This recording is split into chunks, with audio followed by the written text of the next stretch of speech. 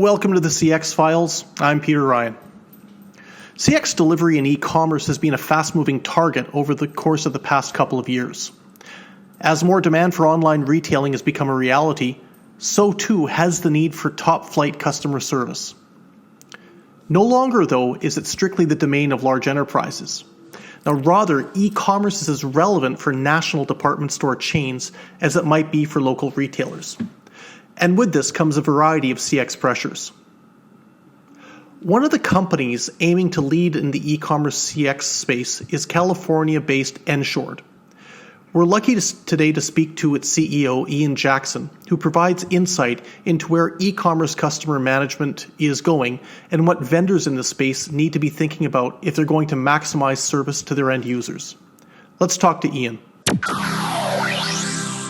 The CX Files this week is really excited to be chatting with Ian Jackson, who is the CEO of Enshored, who joins us today from his offices in Lisbon. Ian, it's great to have you on the podcast. Thanks for taking some time to chat. Yeah, thanks, Peter, for having me.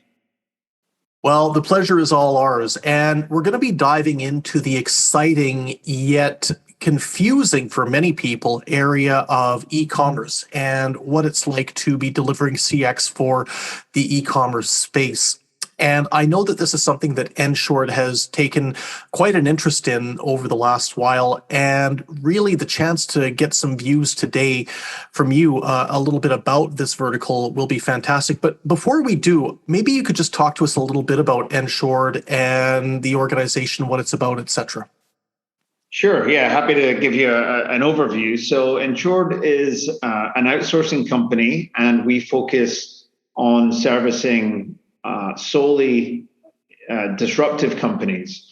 So there are plenty of other outsourcing companies who like to deal with banks and insurance and telcos and all those businesses, and they have perhaps quite different needs from our clients, who tend to be much more fast-growing, much more, I think, younger on their company journey, and for whom timeframes are often really much more compressed than large companies. So there's less time for planning, there's less time for thinking things through, there's a lot more bias towards action. And within that, we work with social media platforms, we work with SaaS companies, travel tech, and obviously a number of e-commerce companies in that space.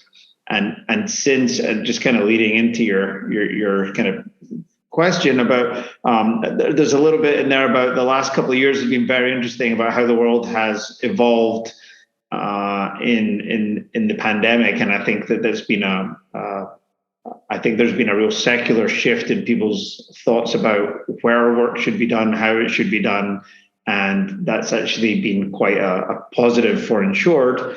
So right now we're a 1,500 person company. We're on route to hopefully being 3,000 people by this time next year, if the plan plays off. And we're predominantly working out of 3 locations in the Philippines from an operations perspective, and we're opening here in Lisbon for European languages, primarily for our customer experience clients. Certainly some great growth that Enshored is dealing with right now, and congratulations on that. I think it's a really fantastic success story. And I think you touched on e-commerce, which is obviously the area that we want to go into today in some detail. So probably as we are recording this in November, it would be good to get a sense from you about what you feel from a CX standpoint, the key trends in e-commerce are going to be as we move into 2022. Well, I think that many of the e-commerce brands are now a bit more certain of what their place is going to look like in the post-pandemic world, and I'm not going to guess as to when that's going to be. Right now here in Europe, everybody's going backwards again. But I think that there's definitely there were a number of companies who grew rapidly because they were lucky in that they had they had a half decent website, a half decent business model, and when the bricks and mortar competition were decimated by COVID, they grew quite beyond their expectations, and I think beyond their forecasts. And now many of these businesses, I feel, are at the point where they're now certain that their size post-COVID is not going to be where it was beforehand. So I think what I'm saying is that some of these companies have really come along and gained long-term market share, and so need to now think about what does that mean for support.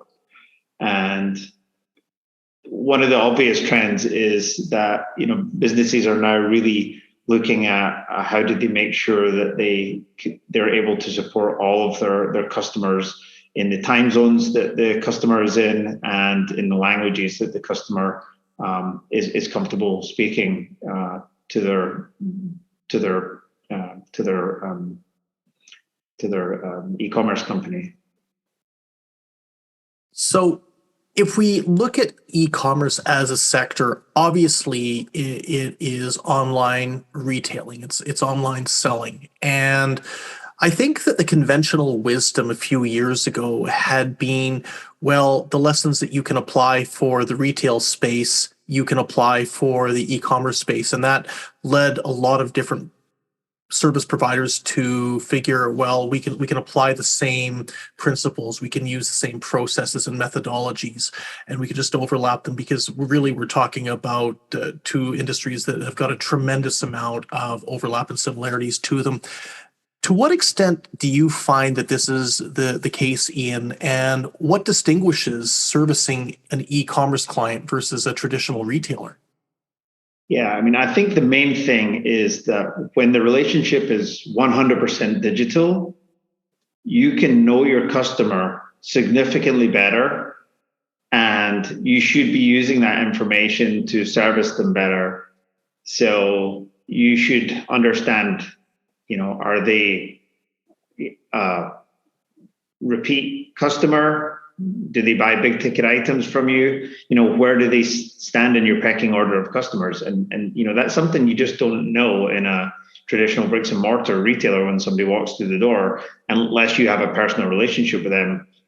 Whereas, the technology is there now, so that if a regular customer is calling in, they should be identified through the device they're calling in. They shouldn't need to waste time on admin, and they should be recognized by the company when they come in. And I think that's a key differentiator and opportunity, I think, for building a better relationship between the brand and the customer. It just is so hard to do in retail. And I was at Money 2020 conference in Vegas about 5 years ago, and there was a lot of talk about RFID as a way to identify customers as they walk through the store. Oh, look, he's wearing the sweater that he bought from the store 3 years ago. We can go and start an engagement like that. I just don't think that's ever happened. So to do offline what you can do easily online is very challenging. And that takes it into a really interesting angle of discussion, because it brings up the question of technology. And something that's always taken me aback is the extent to which technology solutions when servicing e-commerce have to really be in place. And you can talk about the analytics, knowing the customer. You can talk about the AI in terms of using AI-driven solutions to position different options to customers better, whether on a voice interaction or a digital interaction. We can talk about the ability to self-help. What do you see, Ian, as the table stakes that the e-commerce clients are looking for from a technology standpoint? And what technologies do you think are going to be most important for servicing the sector moving forward? I think that having a good omni-channel tool, which not only allows one agent to access, voice, chat, email, social in one place. I would say that that's probably the key thing. But then whatever that has to then very neatly tie into your e-commerce solution behind the scenes, and those things both need to work really well together. And then I would say that that's probably table stakes, and really, I think that it's more about how that's being applied at that point and how people are using that information to better manage. Than necessarily layering on additional technology. I mean, the great thing is that all of the technology, when we're talking about those table stakes, is going to be SaaS based in the cloud. So the implementation just becomes a lot easier, and the management of it becomes a lot easier. And there are plenty superb consultants out there who can help you get all that stuff set up in the first place if you don't know what you're doing. Okay, so let's talk a little bit about service provision, third-party service provision for the e-commerce sector. And obviously, Enshored has done a great job in this regard, prioritizing this as a vertical with a lot of opportunity and quite frankly, a lot of growth that's forthcoming going into 2022 and beyond. I was just curious, can you talk a little bit about when you go out and you're pitching to the e-commerce community, when you're pitching to the decision makers in e-commerce organizations that are responsible for CX, what are they most looking for in a partner? What are some of the key facets that an outsourcer needs to have when coming into an e-commerce organization to provide one or more services? There are a few things. I think one is that they want to understand, what your client portfolio looks like, and can you show me that you have done this before? Have you worked with another e-commerce brand with a similar requirement and tone of voice? And tone of voice is something that I think has become something that we spend a lot of time talking about. I think because we're quite happy that we've found ways to help solve for that. It can be very difficult when you take someone who's worked in customer experience for 10 years on one brand and take them off to work somewhere else to unlearn, the way that the brand wants to communicate with its customers. And there are technology solutions out there that really help you with that stuff. I think also flexibility is important.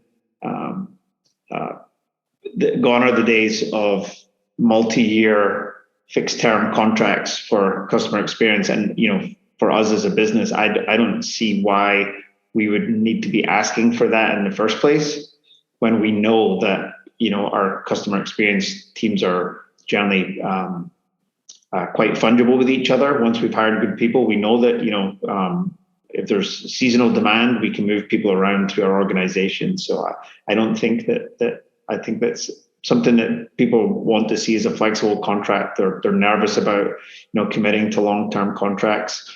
The long tail of COVID will impact that, I'm sure, as well.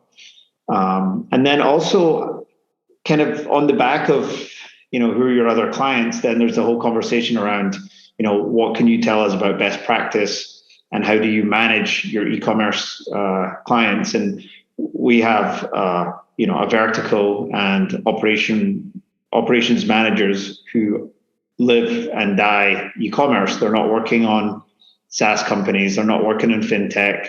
They're not working in travel. They are just living and breathing, servicing multiple e-commerce companies. And I think that then that helps with that depth of knowledge and understanding, and then trying to identify trends in the market and then apply those best practices to our other clients. Okay, so to wrap up, I want to preface my question by talking a little bit about some of these disruptive companies and disruptive sectors that you have identified as some of the key opportunities. And I would very much agree with that. I think there's a tremendous amount of scope for going into some of these organizations in effectively what we could call new economy type verticals. But focusing in on e-commerce, what surprised you the most as Enshored has increased its scope into servicing online retailers or organizations that are selling online?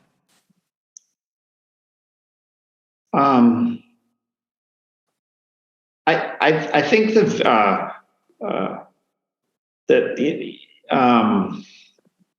I think as a segment, they've been very, I think, happy to be led on best practice. And so most of the people starting these companies have a passion for a product before they have a passion for e-commerce, I think, or they have, they work something out in that space. They work out a supply chain, something like that, and they're not necessarily e-commerce experts. That's not where they come from. And it's been great to have people who are really happy to listen. And I think that's something that we see across our whole sphere of influence in our clients, is that people are happy to listen. They know they don't have all the answers.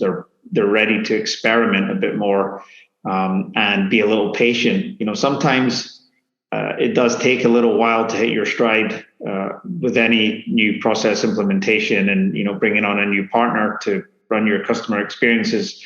Often we're the first people to do it after the founders, or the founders plus 3 other people in a small room somewhere, and they say, "Look, we're hitting the big time.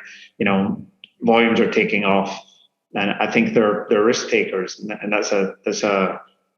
it always makes for a better, I think, for us, working relationship. Great stuff. Well, Ian Jackson, thank you very much for the time today that you've taken to speak with the CX Files. E-commerce is definitely an opportunity and a sector that I don't think is going to leave any room for error. And you've given us some really sharp ideas on what some of the best practices can be and where this space is going. We wish you all the best and look forward to connecting with you live, hopefully in the not too distant future. Thanks, Peter. Take care.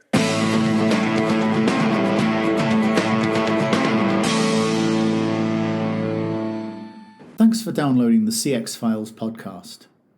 If you have a moment, please give us a star rating or review on your favorite podcast provider, because this really helps other people to find the podcast. If you have any suggestions for future guests, or ideas, people, or topics, then please just find myself, Mark Hillary, or Peter Ryan on LinkedIn and send a suggestion.